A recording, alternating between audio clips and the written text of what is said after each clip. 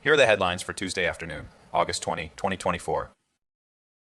Robert F. Kennedy Jr. Campaign mulling joining forces with Trump because we run the risk of enabling a Harris-Walz presidency. Nicole Shanahan, the running mate of Robert F. Kennedy Jr., revealed that their campaign is considering two options: either stay in the presidential race or drop out and join forces with Donald Trump. The decision hinges on whether staying in the race would inadvertently lead to a Kamala Harris presidency by drawing votes away from Trump.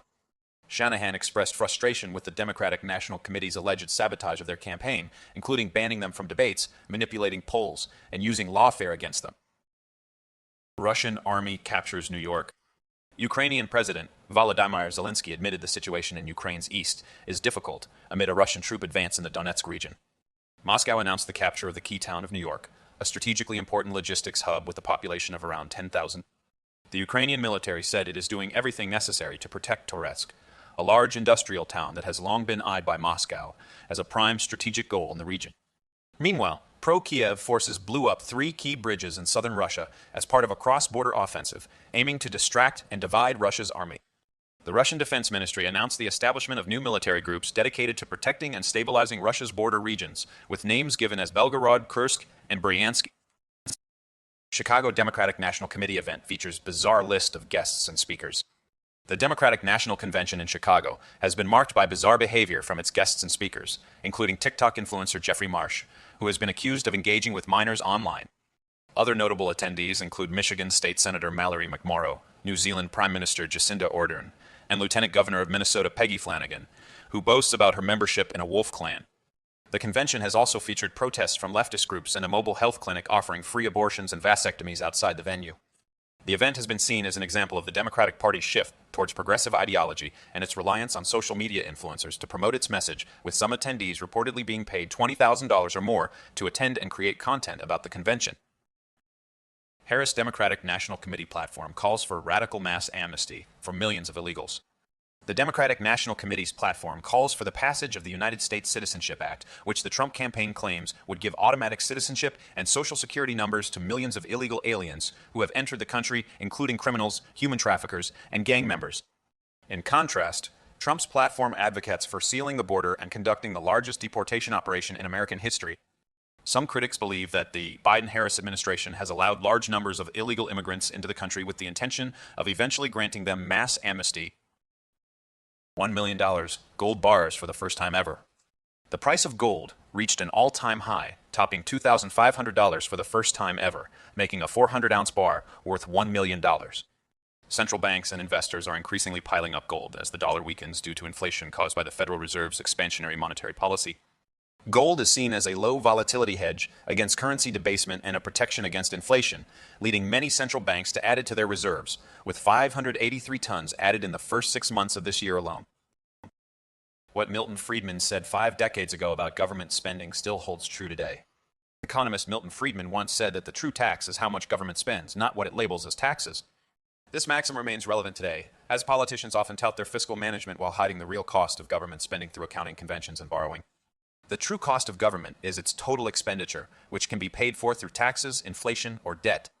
Friedman argued that there is no such thing as an unbalanced budget, as every dollar spent by the government must be offset somewhere. Therefore, when debating what government should attempt to do and how big it should be, we should focus on keeping track of its real size and cost, which is what it spends, rather than getting bogged down in accounting complexities or ignoring the burden of borrowing and debt. Krugman Harris hasn't proposed price controls, but it's good that she did. Paul Krugman's latest column claims Kamala Harris hasn't advocated for price controls, only a ban on price gouging on groceries, but these are essentially the same thing. Krugman's own textbook defines price controls as legal restrictions on how high or low a market price may go, and a ban on price gouging is an example of this. Despite listing the well-known problems with price ceilings in his textbook, including inefficiently low quantity and dead weight loss, Krugman now argues that it's reasonable to have legal restrictions on price gouging during crises like natural disasters or wars. This doublespeak is characteristic of Krugman, who previously cited a California energy crisis as an example of a price control, but now claims it was just a ban on price gouging. Zelensky says Kursk invasion shows Russia's red lines are a bluff. Ukrainian President Volodymyr Zelensky said that Ukraine's assault on Russia's Kursk Oblast shows Moscow's red lines and threats of retaliation are a bluff.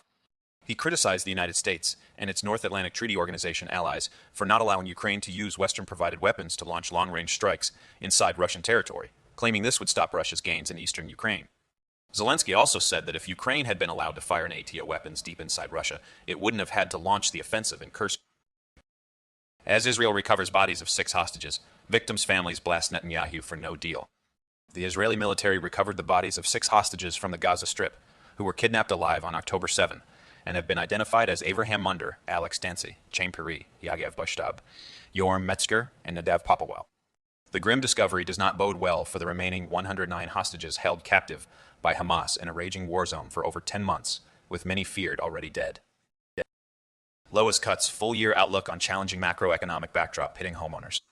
Lowe's reported strong second quarter earnings of $4.10 per share, beating expectations of $3.97 per share. However, the home improvement retailer missed sales expectations due to lower than expected do-it-yourself sales in a pressured macroeconomic environment. As a result, Lowe's reduced its full-year forecast, including sales of $82.7 billion to $83.2 billion, down from the previous range of $84 billion to $85 billion. The company also lowered its adjusted earnings per share guidance to $11.70 to $11.90 per share, down from $12 to $12.30 per share previously. Dormant for decades, United States uranium producers are regaining traction. A uranium mine in Arizona is set to reopen despite opposition from local Native American tribes, who cite concerns over groundwater contamination and health risks associated with the mining process. The Havasupai Tribal Council has opposed the reopening of the Pinyon Plain uranium mine, which is located near the Grand Canyon, but a pre-existing permit allows Energy Fuels Resources to resume operation. In contrast, Uranium Energy Corporation's Christensen Ranch in situ recovery operation in Wyoming has not faced similar opposition and is expected to begin production this year, with plans to employ 60 workers and produce at least 2 million pounds of uranium annually. Industry groups urge Trudeau take action as inflation reigniting Canadian rail strike loom. Top industry trade groups in the United States have written to Canadian Prime Minister Justin Trudeau, requesting that he take action to prevent a rail strike that could severely damage the economies of Canada and the United States.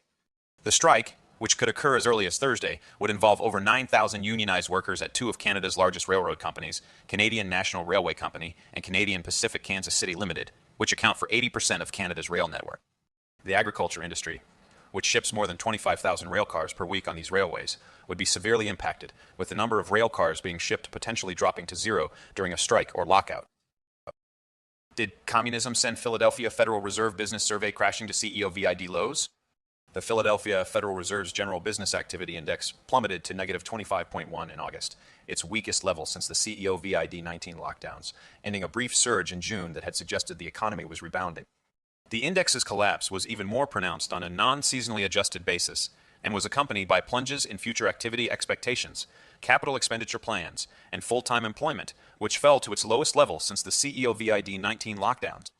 Meanwhile, businesses in the region have seen sustained margin compression over the past 3 years due to rising costs, contradicting claims of price gouging and undermining a key Democratic economic narrative. Trump vows to slash energy costs by 1/2 if elected. Donald Trump has pledged to reduce energy costs by half within his first year in office if elected. He plans to achieve this by canceling electric car mandates and reversing green energy policies, which he believes will boost the United States oil and gas production. Trump criticized wind and solar power, claiming they are too expensive and do not work effectively. In contrast, he has expressed support for increasing the country's energy dominance through oil and gas production, calling it liquid gold. Trump warned that if Kamala Harris wins the presidential vote, energy costs will triple and quadruple, and the United States will not be producing any oil. University of Illinois has 42 illegal race, sex-based scholarships. Federal complaint. The University of Illinois at Urbana-Champaign is being accused of violating federal law by offering 42 scholarships that discriminate against applicants based on their race or sex. The Equal Protection Project of the Legal Insurrection Foundation has filed a complaint with the Office for Civil Rights, alleging that 19 scholarships favor female students, 8 favor male students, and 19 give preference to certain racial groups. Additionally, 4 scholarships discriminate based on both race and sex. According to law, Professor William Jacobson, the Supreme Court's 2023 decision banning affirmative action makes these scholarships illegal. Pity those having to make forecasts for the global economy right now. The Reserve Bank of Australia left interest rates unchanged at 4.35% in its August minutes, signaling that rates will remain on hold for an extended period. The central bank also hinted that it may have to raise rates again in the future if inflation does not return to target within a reasonable time frame. However, despite the RBA's cautious stance, market expectations are still betting on rate cuts, driven by plunging deposit and mortgage rates in the global market. This divergence between the RBA's outlook and market expectations highlights the complexity of monetary policy decisions, particularly when faced with unconventional economic conditions. Harris proposes raising corporate tax rate to 28%. Kamala Harris is proposing an increase in the corporate tax rate from 21% to 28% as part of her economic agenda if she wins the presidency. This policy change would require approval by Congress before it can be enacted. According to Harris's campaign spokesperson, James Singer, this move is intended to put money back in the pockets of working people and ensure that billionaires and big corporations pay their fair share. The Congressional Budget Office estimates that a 1% increase in the corporate tax rate could raise $96 billion in taxes from 2019 to 2028. However, critics argue that increasing corporate tax rates would only encourage businesses to leave the United States for countries with lower rates, potentially leading to a decrease in available jobs in the country. Creating the conditions for the next market shock, Nomura fears unstable moves ahead amid risk catalyst minefield. A sudden surge of optimism in the equity markets over the past 9 days is being met with skepticism by Nomura's Charlie McElligott, who finds it almost frightening. This optimism had briefly raised hopes for the longest win streak for the Standard & Poor's 500 stock market index in 20 years. Big macro trouble in Little China. China's economy appears stuck in weak territory, with most indicators showing no signs of significant improvement, despite light positioning and cheap valuation sparking short-term trading opportunities that require tight stop.